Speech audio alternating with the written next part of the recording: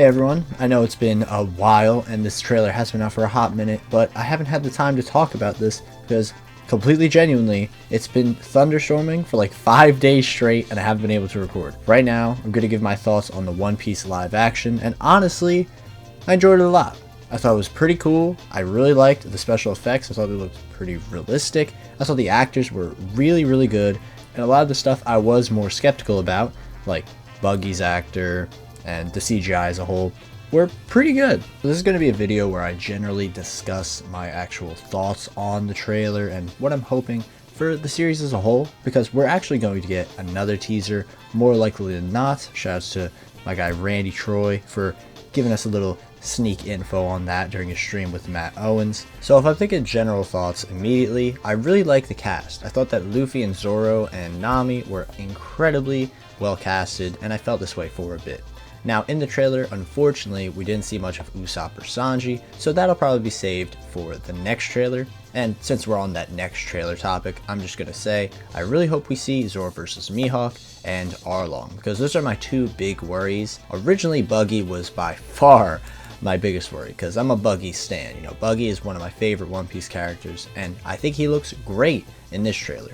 And I know a lot of people have been very nitpicky about like specific lines and specific sort of aesthetic changes, but we'll get into that a bit later in the video because I feel like that's a very specific mindset thing and not a general audience thing. Speaking of general audiences, I do think it's very cool how they made the CG for a lot of the stuff that's early in the series feel very grand scale, like the Lord of the Coast, who I thought looked absolutely incredible. The ships look absolutely amazing. I can't believe they've like built so many of these, and they all look really cool. Especially Alvida's ship, it looked really just interesting. The Baratie obviously looked super different than it did in the manga, but that's to be expected if they're trying to make it look more realistic.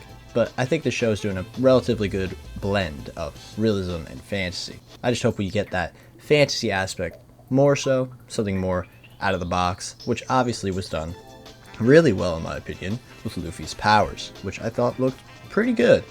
And I heard this, I didn't see it for myself, but apparently you could like see the hairs on Luffy's arms when he's stretching, which is just really crazy. I can't even believe how much like effort they put into that. So as you can tell from the casting to the effects to the way that the world is presented, I think it's going pretty well. But I'm not going to be 100% until we see more of it, obviously, but I'm hopeful to say the least. But with Netflix being in charge, I would say more cautiously optimistic than anything, but we'll just have to see how it pans out. Now, the main thing I wanted to discuss in this video, and the thing on the thumbnail, is the main concept of the suspension of disbelief. Me and many other people are going into this as huge, die-hard One Piece fans, and this is obviously going to be how tons of people get into the show, from hearing of the story and experiencing it from someone they know. The main idea of the suspension of disbelief is to get invested in something that is fictional, you need to have some way of relating to it in some way. And for a lot of people, that barrier is really low. I know many people who don't watch anything that is animated or fictional at all because they would rather just focus on non-fiction stuff like documentaries or biographies. And that's completely valid. For a lot of people, One Piece is way too far. It is the furthest you could possibly go to a lot of people. The suspension of disbelief is a very subjective thing, and many people can't really align to it because of what they're used to. But I think the fact that a lot of people are genuinely considering watching One Piece for the first time ever because it has real people in it and effects that they can relate to because they are also real human beings is awesome. And I think it's really great that this opportunity is even a thing in the first place. Obviously, One Piece gets way crazier as the story goes on, and this is only going to be like 100 chapters of the 1,000+ chapter journey, and things are going to get a lot harder to suspend your disbelief with, if that makes any sense. So, I'm not going to say anything in this, obviously. I'm not going to spoil anyone watching who might be new to One Piece, and I don't want to ruin the experience for you, but all I'm going to say is that the CG budget is going to get really high if this series continues onward. And if it does, and it gets a very good reception and a great interpretation of the source material, I'd be pretty happy. I know this might sound a bit dismissive of the show itself, but honestly, if the show is good or bad, it doesn't particularly matter to me because I already love One Piece, and I know that many of the people who are excited and watching the show already love the exact same amount, maybe even more than I do. I think what makes this show so great is that there are people I know in my actual life that are actually going to give this a shot because they think it looks good. And honestly, I think that's what's so great about shows like this. They're able to branch out to a new audience and get people invested in this world that we're all invested in. And we've seen this countless times. Like, the most popular thing in the whole world right now is probably the MCU, which is a perfect example of this. Lots of comic people hated it, but lots of public people loved it, and now look at it. It's like literally the biggest thing on earth. The main thing I've been seeing that's been kind of frustrating me a little bit is people who are fans of One Piece dismissing the show because of these super minute changes that don't really affect anything actually. It's just literally aesthetic things. Like, oh, the Going Merry looks weird. Oh, Sanji doesn't have his curly eyebrows. Oh, Usopp doesn't have his long nose.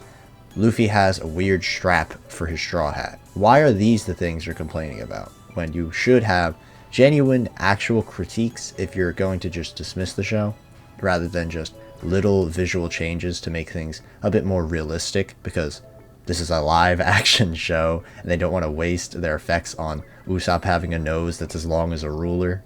But hey, that's just me. I love Usopp, obviously. You guys can probably see him back there all the time. When it goes to show the things that make things feel realistic and get people more immersed, it's going to be harder for people to have the suspension of disbelief, as I've been saying a lot through this video, that this guy can just have a nose that's as long as a ruler, or Sanji can have eyebrows that look like literally spirals. I know that some people get pissed off about it because it seems like they aren't paying respect to the source material, which is a valid critique. That I can understand. But when it's something that is so minuscule, I don't really see it. That's just me. Obviously, people can be mad if they want to be mad, but if I only hear people critique based off of these minuscule things and not their genuine worries for the show, then I don't know. There might be something to you there. Now, I think a very genuine actual fear that a lot of people could and should have is this show even going to last more than one season? Because this channel has been incredibly critical of Netflix and their cancellations and their ways of distributing their shows. I'm very skeptical that the show is actually going to last a significant portion of time or even get a season 2, because that's just how Netflix is. And genuinely, if that does happen, that would suck. I feel like a lot of people can really get invested into the story of One Piece, especially because we're going to get to Arlong Park, which is the arc that many people really get into One Piece and start really emotionally gravitating to the story.